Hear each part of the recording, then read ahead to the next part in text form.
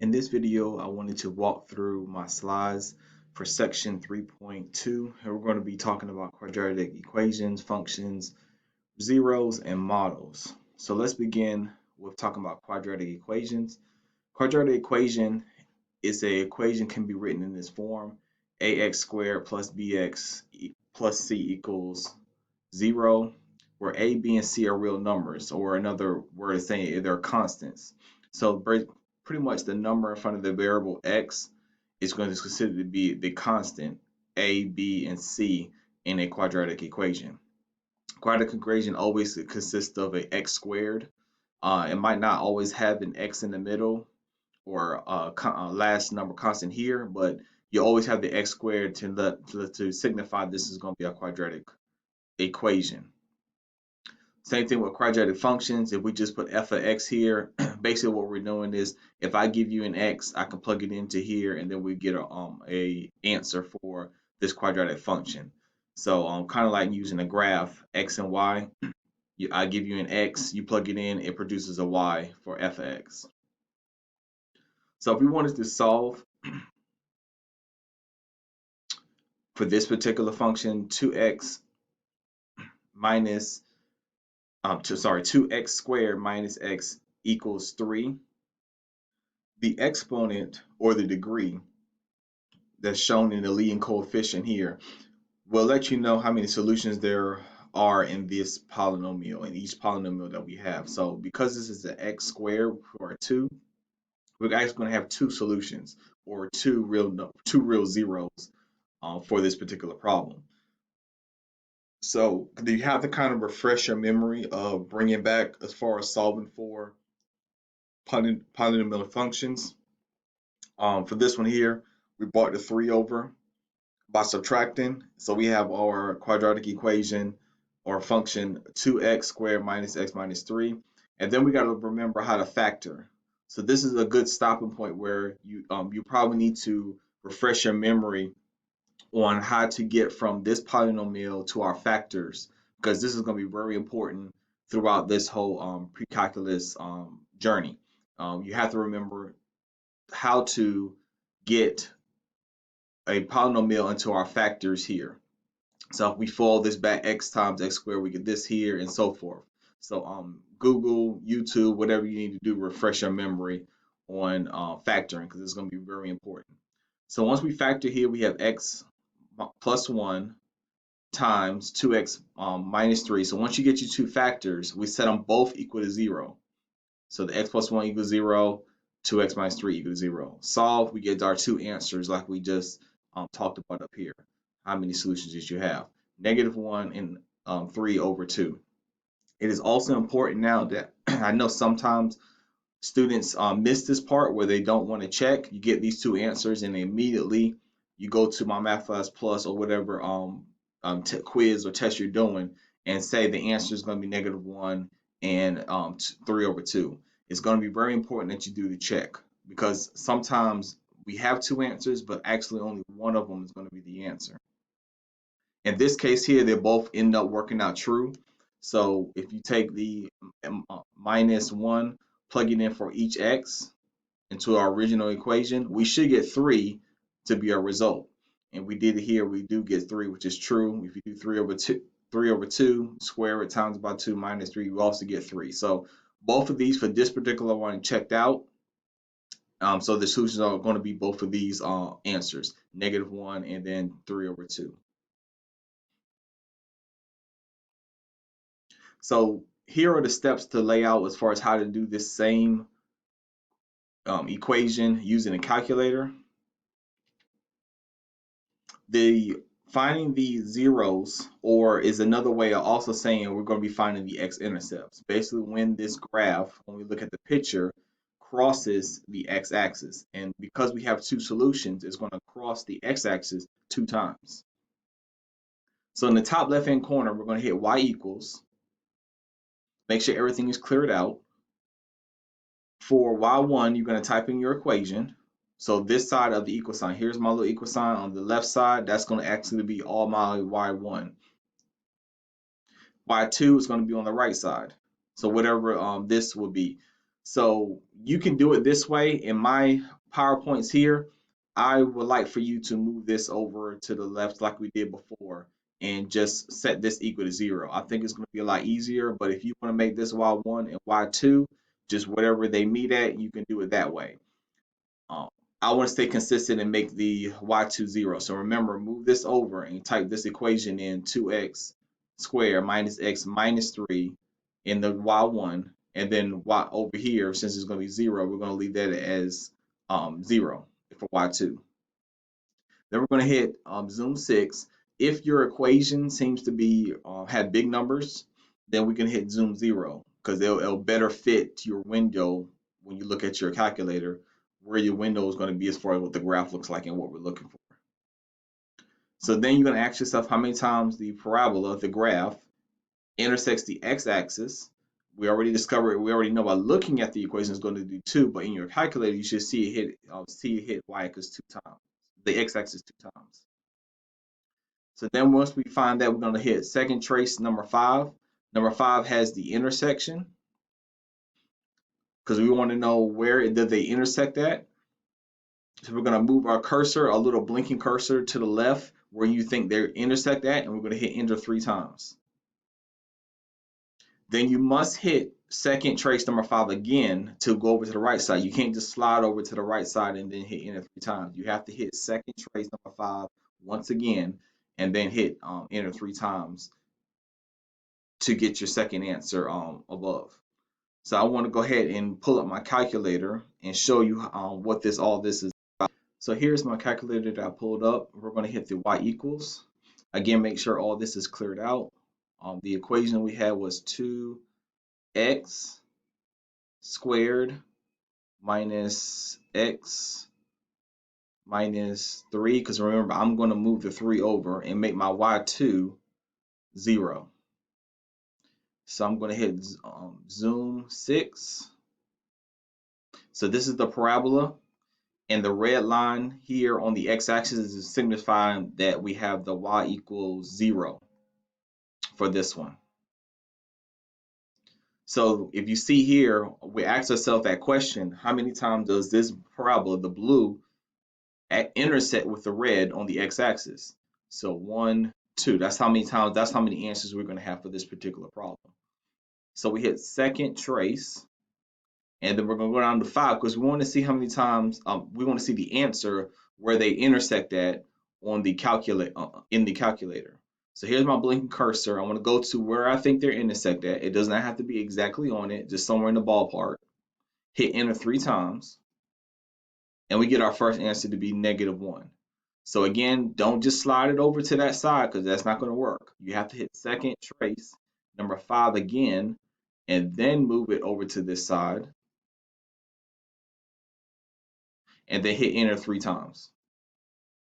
And we get 1.5, which is the same thing as 3 over 2. Now we run into some problems where it must be done by hand.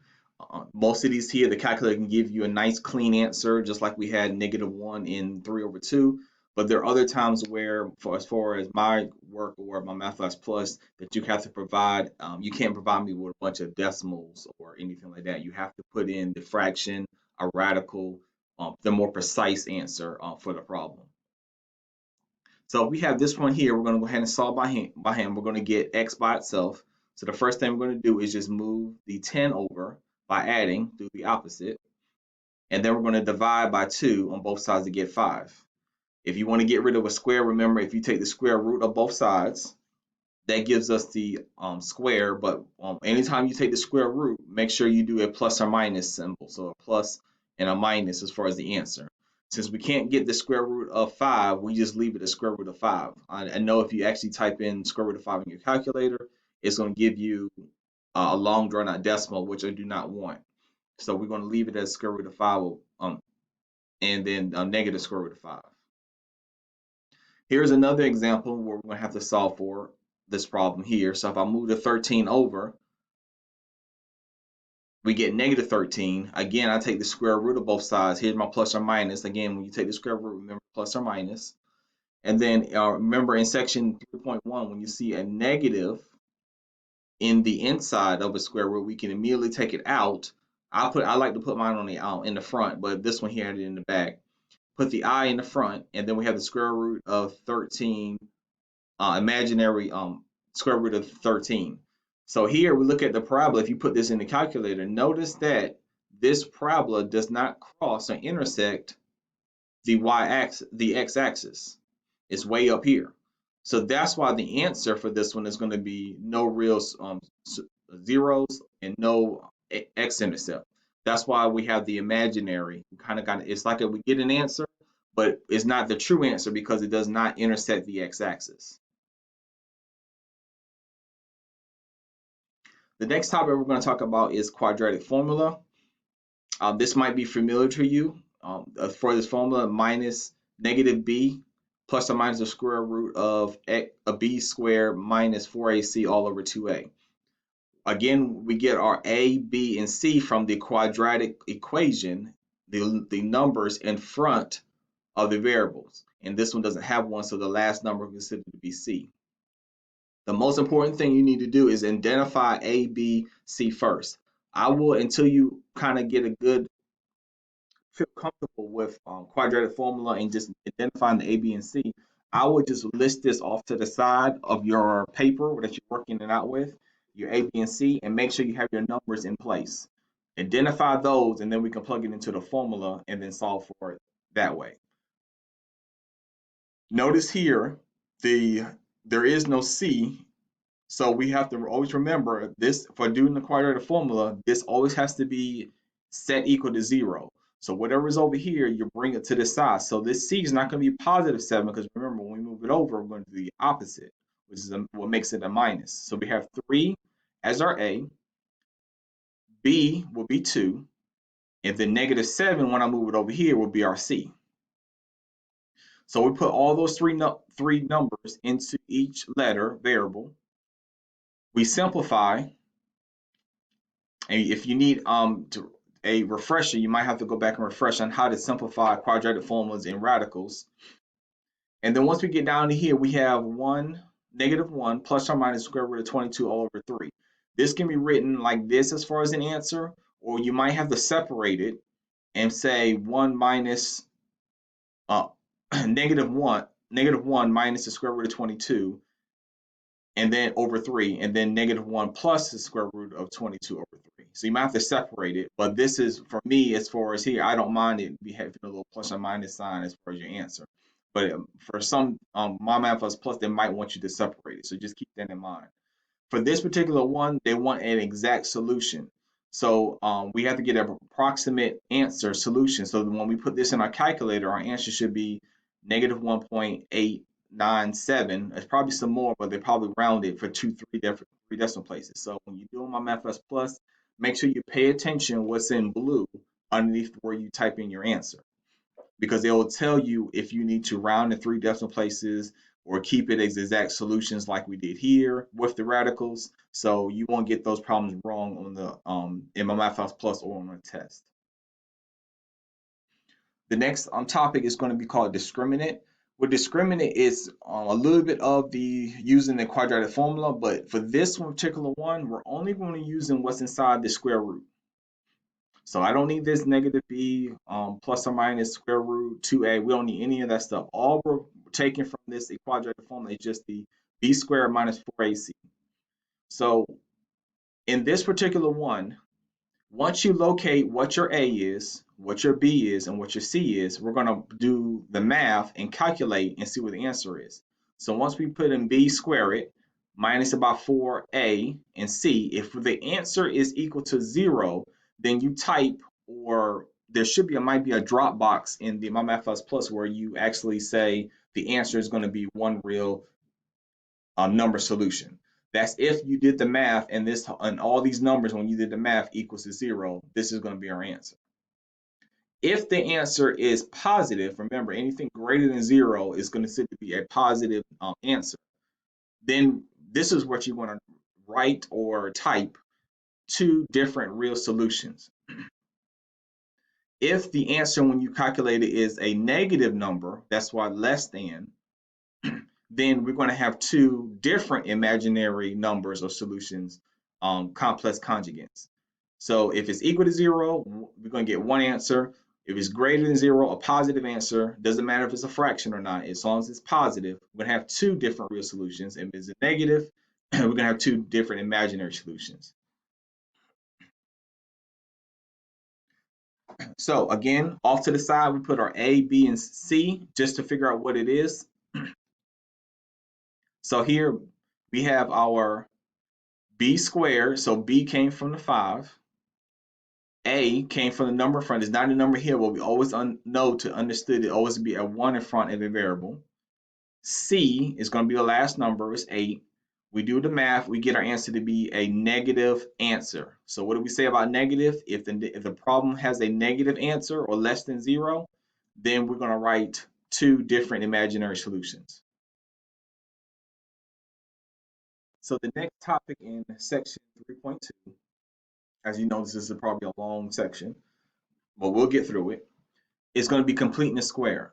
So there are going to be times where I ask you to require you to either show me your work as far as making sure you understand the concept of completing the square, either through submission through Moodle or just turning it in, so I can make sure you have all the steps of completing the square. So here's the first example. We have x squared minus 6x minus 10, and I want this done by completing the square.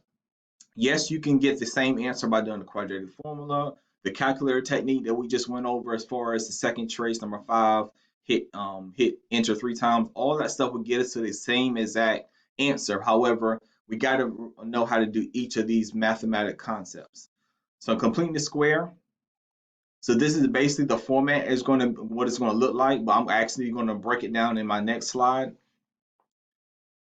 So here are the steps. The first thing we have to remember is make sure A, the number in front of the x squared, is always 1. This case here is actually already 1, so we don't really have to do anything to the problem. But if we did, if this was a 2, we have to take this divided by 2, this divided by 2, this divided by 2. We have to make this 1. So if it's already 1, then you can just bypass it and move to the next step. Our C here needs to be moved over the equal sign for the and keep the space there so when you remove it. So I took this negative minus 10 and did the opposite, which is addition, and brought it over here by adding 10, and I left the space there. So make sure you do that in your notes too. Move it over, change the sign, leave a space. The next step here is we're going to divide B, in this case here is negative 6, by 2. And then we're going to square the result. So B over 2 squared. So negative 6 divided by 2 is negative 3. We square it, we get positive 9. The answer that we get from step 3, which is the 9 in this case, we're going to actually add it to both sides to complete the square. So here in that space that was missing, we're going to put plus 9. And then over here, we're going to add it to the 10, a plus 9. So why do we do this? Because we're going to make sure we stay legal when it comes to math. If I bring this plus 9 over by subtracting, you will see that the 9s will cancel out, and we're still stuck when we're back to the same original problem. We can do anything we want to the problem, just make sure it's legal and manipulate it to what we need to be at. We just got to make sure everything we do is legal. So here, we add 9 to both sides because, again, we're not taking or subtracting away from the equation. If we add this, we get 19, and we have this equation x squared minus 6x plus 9. So here's the equation here, x squared minus 6 plus 9, 19 on this side. If you have done each of these steps correctly, the left side of the equal sign will always be a perfect square. A perfect square meaning that you just need one factor and we just square it because it's going to be double this. So x minus 3 times x minus 3. That's what a perfect square means. A little shortcut or trick to get to this minus 3 is we can actually use what we did in step 3, but just don't square it. So what do I mean by that? Remember, we did negative 6 divided by 2 squared and got the answer to be positive 9. This time, all I want you to do here is just take the B and divide it by 2, and that provides us with a -3, which we have in our equation here. And then just put the square on the outside. So this is a little shortcut to figuring out what this answer should be. So if you're having troubles factoring this perfect square, what this is supposed to be for the answer, just do the divide by 2 only. And then whatever that answer is, we're going to put it into our factor and then take our square and just put it on the outside there. So here we have this, we're at this step now where we have x minus 3 squared equals 19. So we get rid of this square, we have to take the square root of both sides. Remember again, don't forget the plus or minus when taking the square root. And then once we do that, we'll take the 3 over to solve for x and get +3. So our answer for this problem is going to be 3 plus or minus the square root of 19 for this particular answer. So here's another example that I'm going to quickly go through. Remember how we're supposed to get started with the problem. We want to have set it equal to 0, so we have to move the 3x over this side. That's where the subtraction came from. And then set it equal to 0. What do we say about that first part? It always has to be equal to 1. This one is not equal to 1, so now we have to divide everything by 2. So divide this by 2, we get 1. Divide this here, we get 3 over 2. And then divide this 1 by 2, we get 1/2. Remember now, move the 1 over. I combined the step 1 and step 2. Move the 1 over, and we have the 1/2 here. Leave that space there again. Step 3, we're supposed to take the b and do what? Divide it by 2 and square it. And then we're going to put an answer here and here by adding it. So if I take -3 over 2, square it, divide it by 2, then square it, our answer is going to be 9 over 16. Now you can put this in your calculator, just make sure you put parentheses around the fraction. 3 over 2 divided by 2, and then we're going to square it. And then we add it to both sides in this case here. Remember this the little shortcut that I showed you? If you're trying to figure out the square, just take the 3 over 2 and divide the whole fraction by 2 and keep the square on the outside. If you just divide this by 2, we get our answer to be 3 over 4. If you add these two together, 1/2, 9 over 16, we get 17 over 16 here. So next step is we're going to get rid of the square by taking the square root.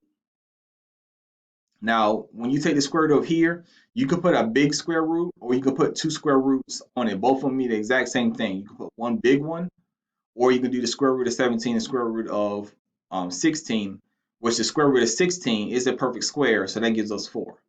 Don't forget, again, the plus or minus. Then we move the 3/4 over by adding, and this will be our final answer and can be written both ways. Since they both have the same denominator, we can just say 3 plus or minus square root of 17 all over 4, or you can keep it separated like so on this part. This looks a lot more cleaner, and it's probably what we want to go to as far as your answer. Just a quick little hint and helpful hint. Sometimes we want to make reduce these two. Say this was a 16 and this was a 4. If you want to reduce it, you cannot do that because you need to have an answer here, an answer in front, and an answer down here. All these have to go into the same number as far as if it goes into 2 times, 4 times, whatever case may be. Because we're missing one here, we won't be able to simplify or reduce what we have here. Again, it has to be an answer here, a solution here, and here in order to reduce a radical. Now looking at a word problem, a lot of word problems can be very, very difficult at times, but we're going to also make sure we work through it. There's not one strategy I can tell you that's going to work for all word problems. The best thing you need to do is always try to read sentence by sentence and kind of draw a picture of what's happening in this word problem. So here we have 2 trains leaving the station at the same time. So we have a train leaving and a train leaving. One travels west, the other one travels south. So west is left to right, south is down. So you can actually draw little pictures of trains if you want, or just a little diagram to kind of see what we'll need as far as to solve this problem. The train traveling west, so going this way, is going to be 20 kilometers per hour faster than the train traveling south. So we know this one going west is going to be faster than the one going down. After 2 hours of traveling for the trains are apart 200 kilometers apart. So after this train travels for 2 hours and this train travels for 2 hours, they're going to be 200 kilometers apart. So we need to find the speed of each train. So this is what here. Here's the station. This one left south. We know that this one's traveling a lot faster than this one, 20 kilometers. But we want to know the distance after 2 hours. As far as this is the distance after 2 hours is 200 kilometers. So again, that's what we did before. We familiarize ourselves the best that we can by drawing pictures and figuring out what we need. Because we're talking about speed, time, and distance, we're going to need the distance formula. And also too, because what the shape this looks like, it looks like a right triangle. And what do we use to find for right triangles? It's called the Pythagorean theorem. A squared plus b squared equals c squared. So here, a squared plus b squared equals c squared. A is going to represent the train, the distance. So again, when we look inside this Pythagorean theorem, we notice that what we're actually using is just the distance.